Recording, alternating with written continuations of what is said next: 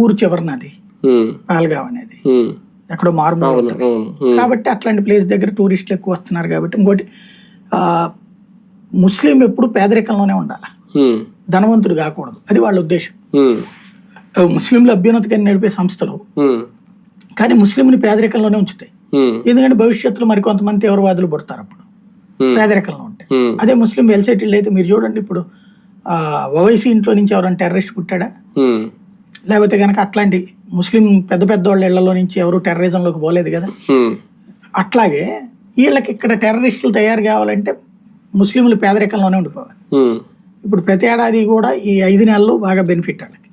ఈ 5 నెలల్లో కనీసం 2 లక్షల నుంచి 10-15 లక్షలు సంపాదించుకునే వాళ్ళు ఉన్నారు. అవి ఏడాది అంతా గడుపుతారు వాళ్ళు. మిగతా టైంలో 100 రూపాయలు 1000 రూపాయలు వచ్చేటటువంటి సంపాదన, అదే ఈ టైంలో లక్షల్లో వస్తుంది డబ్బులు. ఇప్పుడు ఒక దాని ఏమంటారు, గుర్రం ఎక్కించుకెళ్ళేవాడు ఉన్నాడు, 500 రూపాయలు తీసుకున్నాడు అనుకోండి, రోజుకో 10 సార్లు వేస్తే 500 5,000 రూపాయలు వస్తుంది. రోజుకి నెలకు వచ్చేటప్పటికి 35 లక్షన్నర, 5 నెలలు అంటే 7.5 లక్షలు వచ్చేస్తాం మినిమం. 7.5 లక్షలు అంటే చాలా పెద్దది కాశ్మీర్ లాంటి. ఏడాది పొడుగునా దర్జాగా బతికేయచ్చు. ఇట్లాంటి బ్రతకనీయకూడదు వాళ్ళని. వాళ్ళు పేదరికంలో ఉండాలంటే వ్యాపారాలు నాశనం అవ్వాలి. వ్యాపారాలు నాశనం అవ్వాలంటే ఏ వ్యాపారం ఎక్కువ నడుస్తుంది అక్కడ? Tourism based. టూరిజాన్ని భయపెట్టారు, అందుకోసం జరిగినటువంటి దాడి. అంటే సామాన్యుని టచ్ చేయడం అంటే ఒక రకంగా దేశంలో ప్రజలందరూ కాస్తంత భయపడే పరిస్థితే, వణుకుతారు కూడా. ఇప్పుడు ఆ పర్యాటక ప్రాంతం వెళ్ళాలన్నా నాకు తెలిసి చాలా రోజులు ఆగుతారేమో మేబీ.